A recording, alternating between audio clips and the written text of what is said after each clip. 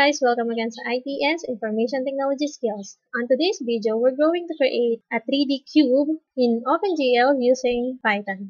So basically guys, hindi lang siya 3D cube. If you're going to observe, we're going to rotate that cube para syempre makita natin kung talagang 3D nga siya. Okay? So pag sinabi natin 3D image, ito yung mga image na merong height and width and of course depth. Okay? So kapag ganito ang nakikita nyo lang na image, this is a 2D image. Kasi meron lang siyang height and width. So basically, pag magdodraw tayo ng 3D, let's say this is the first page. So ipa-plot natin yung harap. So kung gagawa tayo ng depth, ibig sabihin, meron pa dapat tayong isa pang image. Ano yung isang image? Which is, ito yung second page. Okay? So, anong dapat laman ni second page? A similar image dun sa nasa harap. Okay? So, dahil cube to, kung titingnan natin, halos same lang sila with the points. Kasi, basically, kapag sinabi nating cube, all sided are equal.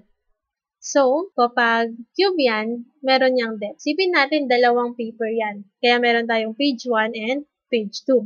Ito yung nasa harap, ito yung nasa likod. Okay? So, kung ito yung nasa harap, meron tayong idadagdag na pangatlong property, which is, yun po yung depth niya. Okay? So, ibig sabihin, 1 point higher si page 1 kaysa kay page 2. Okay? So, dito naman kay page 2, 1 point lower dun sa 0. So, isipin natin, meron tayong dalawang page, yun yung distance nilang dalawa. Itong mga dinagdag nating bagong properties. So, kapag dino natin yung page 1 and page 2, meron tayong dalawang square. Okay? So, dahil magkapareho sila ng point, magiging ganyan lang po sila. Mag-merge sila. Okay? So, meron tayong mas maliit na image kasi ito si page 2 or yung nakadraw dun sa page 2. Pero kapag tinignan natin sa side, yung square na to, pareho sila ng size. So, to better understand, punta na lang tayo dun sa code natin. So, dito sa code natin, guys, kung titingnan nyo, meron na tayong dating laman. Okay? So, we're going to use yung code natin dun sa video natin na how to draw a 2D square using Python OpenGL for beginners. So, kung hindi nyo pa napanood yung video na yon, ilalagay ko dyan sa taas ng screen nyo or sa my description box yung link para makuha nyo yung code on how to draw a 2D square. Okay? So, dito, i-revise na lang natin tong image na to. If we're going to run yung code natin doon, the output will be like this. Meron tayong 2D square. So, sabi ko nga kanina, we're going to draw another square sa isang page. Okay? So, basically, ito si page 1, gagawa pa tayo ng isa pang square sa isa pang page which is page 2. So, dito tayo sa code na to. So, pagsamahin na lang natin tong mga vertices for the same page. So, tong apat na to, ilalagay na lang natin siya sa one line. So, ang ibig sabihin nito guys, this na natin dun sa first page. Kokopyahin lang natin yung points na yan para makagawa tayo ng same image or same square para kay second page. Okay? So, comma, enter lang tayo to indicate that this is the second page. Okay? So, copy. Then, i-paste natin dito sa baba. So, now guys, we have another square. Okay? So, meron tayong another point dito. Kung titignan nyo, same sila kasi kinapi-paste lang natin. So, ito si index 0, index 1, index 2, and index 3. So, yun po yung ibig sabihin ng mga numbers dito. Okay? So, basically, ito yung ginamit natin para i-connect yung mga points dun sa vertices. Okay? So, pagsamahin ulit natin to indicate that this is for the first page. Ngayon naman guys, i-connect naman natin yung mga vertices natin dun sa second page. Kung titignan natin, yung vertices natin sa second page starts with index 4, index 5, 6, and index 7. So, comma, tapos enter lang tayo para hindi tayo malito. Tignan naman natin, same yung 0 kay 4, same yung 1 kay 5. So, palitan lang natin tong 0, gawin natin yung 4. Then, tong 1, gawin natin siyang 5. So, 1 to. So, magiging 5 yan. Yung 2, magiging 6. So, we have 3 as 7. Tapos, bumalik siya ng 0. Ang equivalent naman ni 0 dito sa second page is si index 4. Okay. So, ibig sabihin, meron na rin tayong isa pang square. Kung i-run natin to guys, ganito pa rin ang output. Kasi, magkapatong lang yung square na yan. Hindi pa natin nilagay yung depth niya and hindi pa natin sinet yung camera. So, ang nakikita pa lang ng camera is yung pinaka-harap nung image natin, which is yung 2D pa lang na part. Okay? So, para makita natin yung 3D, ilalagay natin yung depth. So, tulad dito guys, kung titingnan ulit natin, meron tayo nung dinagdag natin kanina na property, which is yung distance nung dalawang page. Yung page 1 natin, ang distance niya is positive 1. Yung page 2 natin, ang distance niya is negative 1. So, negative 1 lahat yung mga dinagdag natin to kay page 2. Kay page 1, puro positive 1 yung mga naidagdag. So, dito sa code, idadagdag naman natin yung depth per square. So, ito si page 1. So, ibig sabihin, positive 1 po yung idadagdag natin na property. Sa lahat, magdagdag tayo ng positive 1. Dito naman, sa second page, magdagdag naman tayo ng negative 1. Okay, so nilagay na natin yung depth. Dahil meron na tayong x, y, and depth, pag pumunta tayo dito sa GL begins natin, dapat yung GL vertex din natin, it will accept 3 parameter. Pero kung titingnan natin, ang GL vertex dito is GL vertex 2i, v. Ibig sabihin, kukuha lang siya ng dalawang integer. Dati kasi, x and y lang ang ina-accept niya na vertex. Ngayon, tatlo na, meron na tayong depth. Yung 2, papalitan lang natin yan ng 3. Now, if you try to run this program, ganito na po ang output. So, titingnan natin, dalawang square ang nakikita natin. Pero yung isang square, mas maliit siya. Ba't kaya mas maliit siya? Pero kung titingnan naman natin, yung points naman natin, pareho silang dalawa. Kasi, yung isang square, mas malayo dun sa camera. Of course, mas malaki yung isang image na mas malapit sa camera. Diba?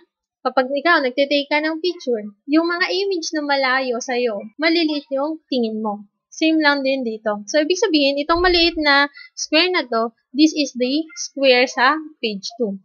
Okay. So, kung gagawa tayo ng cube, ibig sabihin yan, i-connect dapat natin tong point dito, tapos dito, point dito, i-connect dyan. Point dito, magko-connect din doon. And point dito, i-connect din dyan. So, paano natin i-connect? So, punta tayo dun sa vertex. Ito, kinonnect natin yung mga vertices natin dun sa page 1. Ito, kinonnect natin yung mga vertices natin sa page 2. Ngayon naman guys, i-connect natin yung vertex natin kay page 1, then yung vertex na nasa page 2. Okay? So, copy-paste na lang natin tong code natin na to. Then, edit natin. Okay, so ano ba i-connect natin? Ito yung point na magkapareho ang location. So, point na to, and this point, kung titingnan natin, pareho sila. Pero yung distance lang nila, magkaiba. Ito yung page 1, ito si page 2. So, ibig sabihin, ito yung i-connect natin na dalawa. So, anong point ba to? 0 and 4. So, yun pa ilalagay natin dito na part. 0, 4. Next, we have 1 and 5. 1 and 5. So, kung titingnan natin, kukunin lang natin tong part dito and part dito sa second page. Okay? Yung mga unang number dun sa first page and unang number kay second page. So, dito meron tayong 2 and 6. Dito meron tayong 3 and 7. Okay? So, try ulit natin i-run tong program na to. So, kung makikita nyo guys, na-connect na yung mga image natin. Okay? So, basically, that is a cube na guys. Ngayon naman, gagawin na natin yung rotation ng cube. So, sa pag-rotate ng cube guys, magdadagdag tayo ng code dito sa my main. Okay? So, dagdag na lang tayo dito sa baba ni GL Translate F. Okay? So, enter tayo dyan. Add natin tong code na to.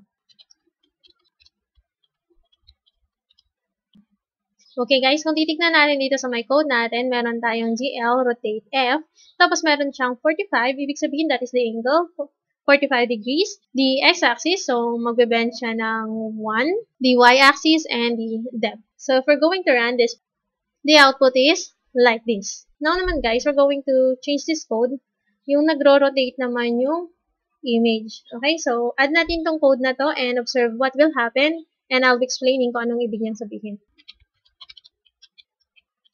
So, guys, we have GL rotate again. Dito siya sa may while true. Okay? So, ibig sabihin, habang nagra-run yung program mo, nagro-rotate yung image natin. So, yung rotate natin, meron siyang 1 na angle, 1 ulit yung x, dy is 2, then the depth is 1. Try natin i-run to, observe what will happen.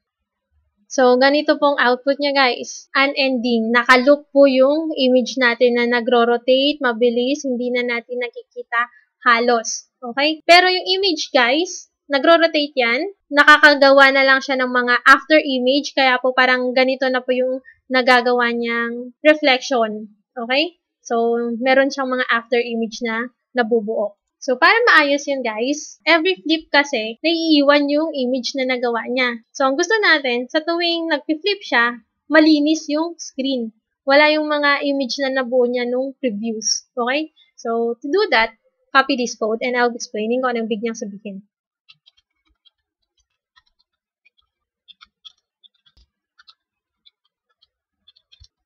Okay, guys, kung titignan nyo, meron tayong dinagdag na GL clear.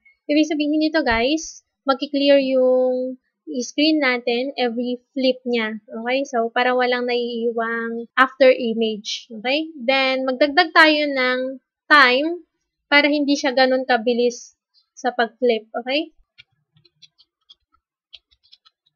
So, ibig sabihin, meron tayong 10 milliseconds na wait before siya ulit mag-flip. So, kung titignan ulit natin, itong code natin na to is nasa loob siya nung while true habang nagra-run yung screen natin. Now, let's try to run this program.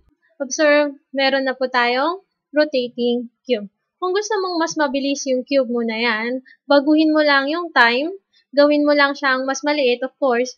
The lower the number, mas mabilis yung pag-move or pag-rotate nung image. That's it, guys. Kung nakatulong tong video na to, don't forget to like this video. And kung gusto mo pang matuto ng iba pang tutorial videos on Python, don't forget to subscribe and hit that notification bell for more tutorial videos. Bye!